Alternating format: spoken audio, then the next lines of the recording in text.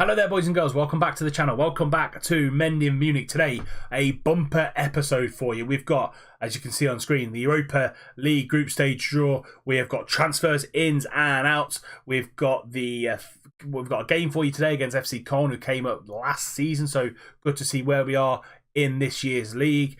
And we've got the season preview plus. We've also got stadium announcement as well, so we'll give you that piece of information before we get into today's game. But first up, Europa League group stage draw. Let's see who we get. So we're going to draw the first three teams in the groups, and let's have a look. So there are some favourable groups, as I can see already. Group A is pretty nice. We can't go into Group B. Group C is good. Group E is not too bad.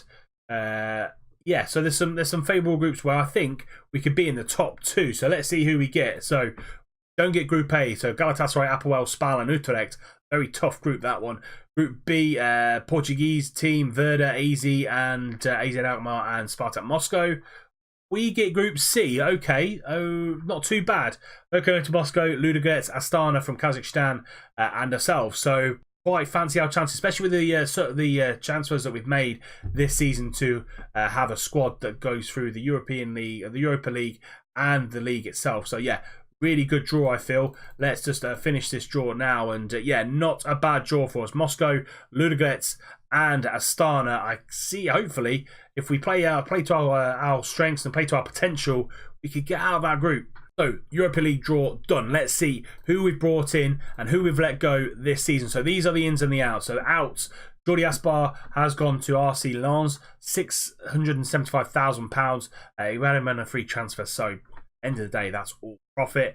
Marco Hiller is out on loan to Karlsruhe because he wanted more first-team football and gave it to him. And then Murillo, it was a punt that went bad, to be fair. I thought he was going to be better than he was. He hasn't really adapted to German football, so he's out on loan at Mandenberg, and he's got a optional future fee of £280,000 if they want to accept that. So he probably won't be a Munich player for too long.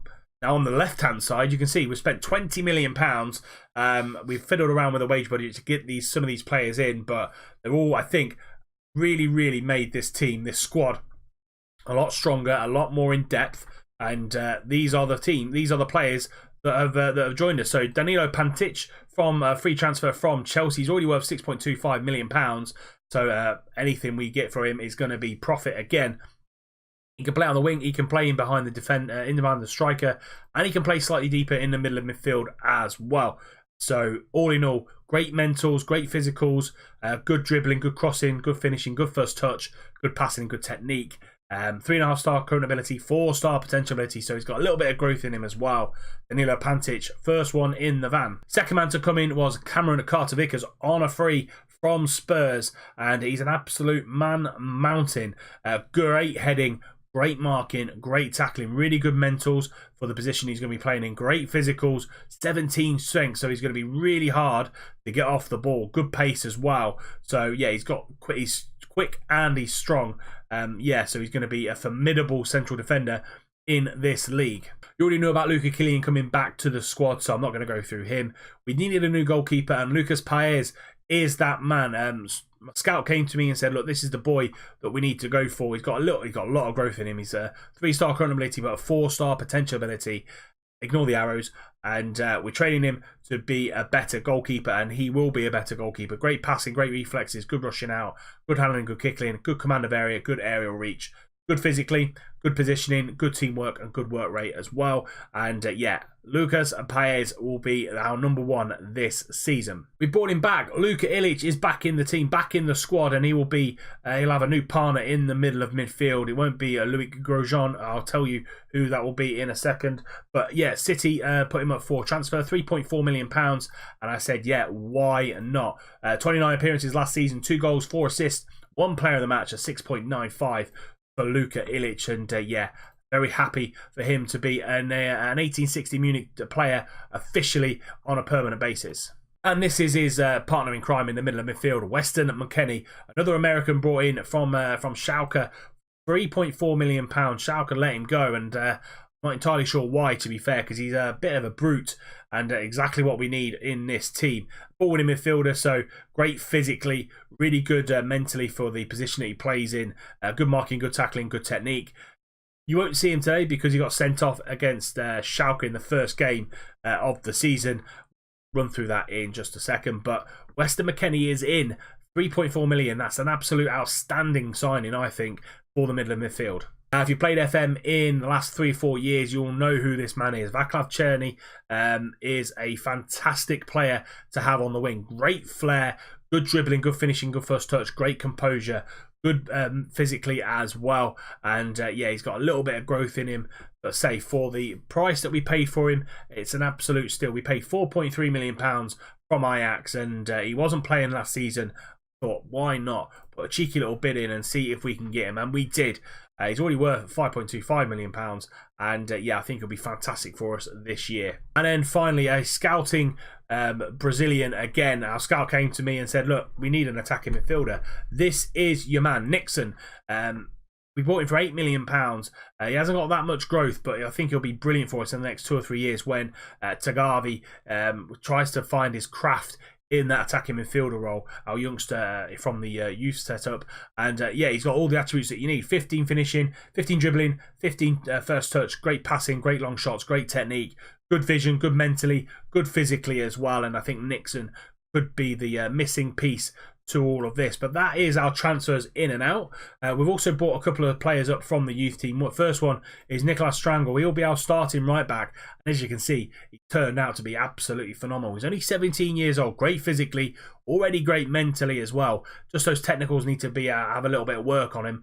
Only 17. It was one of our original youth retakes, very first season, and yeah, he's now getting his chance into the first team. That's why we let Jordi Gaspar go, and we've got him and Egbo now at right back, and I think great little duo to have at right back. So if Strangle's not playing well, we can chuck Egbo in, and vice versa. So the second one is this man here, Yannick Bunk, left winger again, great physically, mentally he's pretty decent for what we need him to be as a winger. Great anticipation, great flair off the ball, and work rate. Technically, again, needs to have a lot of work on him, and I think him and Strangle will just get better and better every single time we see them. And yeah, he will be in and around the first team this season with the extended schedule we've got now with the Europa League. We need a fairly decent squad. We've kept 2 loan players that we had last year. Ryan Brewster, we're not paying a single penny on his wage, which is fantastic. Thank you very much, Liverpool. And yeah, he will be a beast. He's not going to be playing today. He's out for 7 days with a pulled groin. But yeah, he's absolutely phenomenal. He's been great for us since we've had him. Had him for a couple of years now, and he's paid nearly 60 times for us, and he's had a really good couple of returns, both in Bundesliga 2 and also in the top league last season. He was probably our player of the season last year, was Ryan Brewster. And then our top goal scorer from last year, Amani Oguri, is back with us as well, and he'll just help him and Marquez settle down, and hopefully one of them's not playing well, we can just switch them out, and hopefully that will do the job for us with the Europa League and the league. Now, what do you think? Get involved. Leave me a comment in the comment section. Let me know how you think we've done in the transfer window, how you think the young players are going to do this year. And we've got loads more in the under-19s that they will come up as and when we need them to. And yeah, that is the squad. So yeah, leave me a comment in the comment section down below on how you think we have done. So yeah, the board have come to me and said that they've found a site for our new stadium, and we'll be moving in there on the 17th of June 2023. So in a couple of years time we'll move into a 21,000 capacity stadium, all seater as well, whereas at the minute we're only at 15,000 capacity and only 6,000 are seated. So that will help with the finances, with budget and all that other stuff as well. So yeah, we will be moving in to the 1860 Munich stadium on the 17th of June 2023. I think it's costing about 40 million quid. So it's not too expensive, and yeah, fantastic to see that we're moving in to a bigger stadium. But as I said, we have played a couple of games since the start of the season, and first one was in the German Cup. Neckarels, we beat them 5-0. Guri with a brace, Brewster with a brace, and Williams, Velasquez all scoring the goals, and say a pretty comfortable win for us there. We have got Mönchengladbach in the second round there. I think the board wants us to get to the 4th round. third round, so we need to beat Mönchengladbach next time out. We then beat Schalke on the opening day of the season. We were cruising in this game, absolutely cruising. 3-0 up with about 57 minutes on the clock. And then Weston McKennie got sent off just before the hour mark. And it was a backs against the wall job afterwards that Bentaleb and Mali made it really, really close. But we held on to get a really good win on the opening day of the season against Schalke. We played Cologne today. They've drawn their first match, and we're in 6 at the minute with 1 game played. If we have a look at the season preview, the bookies see us fighting relegation again. Even with all the kind of transfers that we've made, we're still only bet good for 15th. The Europa League probably not helping us in those odds, but yeah, we were in the bottom 3 last year, so it's a step ahead, it's a step above, and we play Cologne today, who are going to be in and around us this season according to the bookies. Anyway, we're 900 to 1 on to win the league, and yeah, that'll be magical if it'd be Leicester like if we won the league this year. So yeah, we're going to play Cologne today. That is all your roundup done and dusted. This is going to be the team that faces FC Cologne in the game today. So this is the team for the game against Cologne. We've got Lucas Paes in goal, Strangle, Bellic, Carter Vickers and Klaassen are the back line.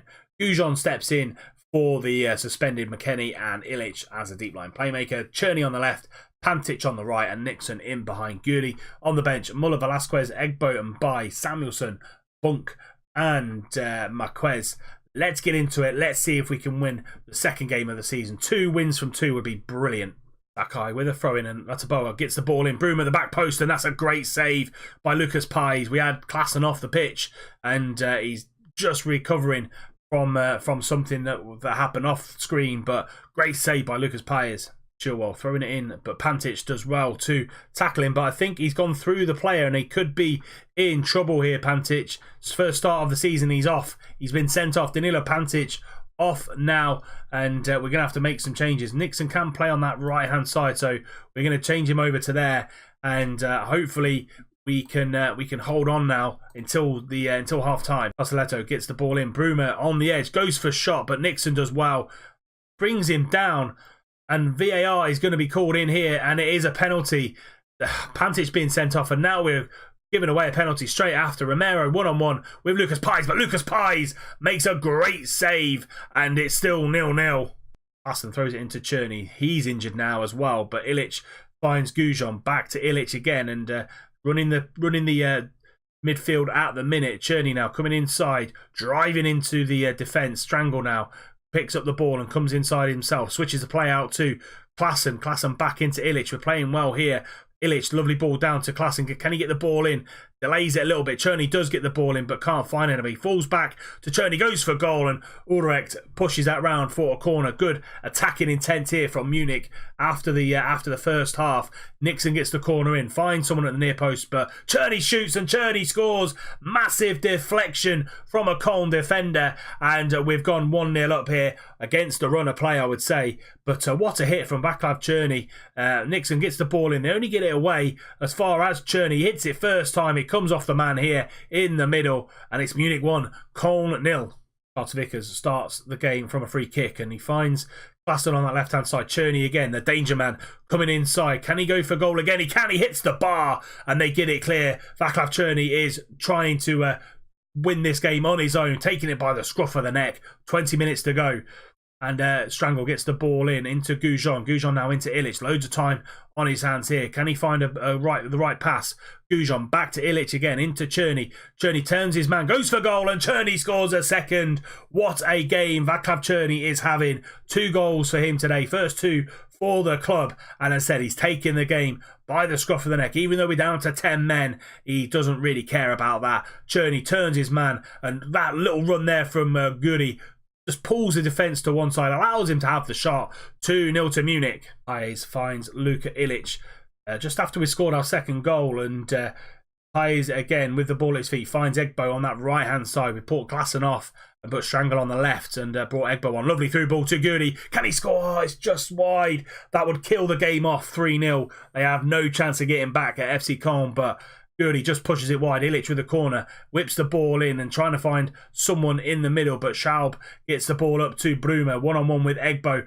rinsing him for pace. 2 men in the middle. Obitz is there, and it's 2-1 now. They've clawed one back on the counter-attack from our own corner. Bruma with scintillating pace down that left-hand side. Egbo's not slow, but you've got 2 men in the middle here. Obitz is there. Pai's absolutely no chance. 2-1 to Munich. 5 minutes of injury time on the clock.